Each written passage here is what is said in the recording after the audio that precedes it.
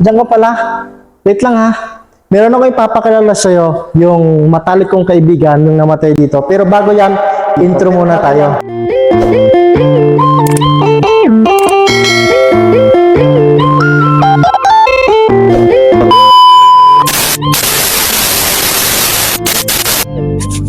Alam mo ba, maganda no? Pero meron ako isi-share sa'yo na mas maganda. Yung namatay dito sa cross na ito. Alam mo ba ang mensahe ng cross na ito?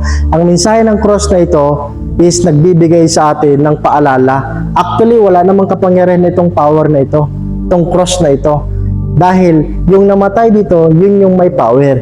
Ibig sabihin, that cross has no power. But the man who died on the cross has the power to heal your family and to heal ourselves. Kaya dapat tayong i-acknowledge natin yung taong namatay dito. Kaya dapat sa pamilya natin, i-accept natin yung namatay dito kung walang iba si Jesus. Kasi sabi ni Jesus sa John 3:16, "For God so loved the world that He gave His only begotten Son, that whoever believes in Him should not perish, but have eternal life," or everlasting life. Kaya nga sabi rin ni Jesus sa atin, siya yung tamang daan. Kaya sabi niya sa John 14:6, "I am the way, the truth, and the life. No one comes to the Father except through Him," or through Jesus Christ. Kaya encourage ko sa bawat isa na rito, sa bawat mga nanonood, I declare na bawat pamilya natin is magkaroon ng buhay na walang hanggan at matanggap natin yung namatay dito. Kaya yun lang, sana meron po kayo natutunan, and I declare shalom sa bawat isa. God bless.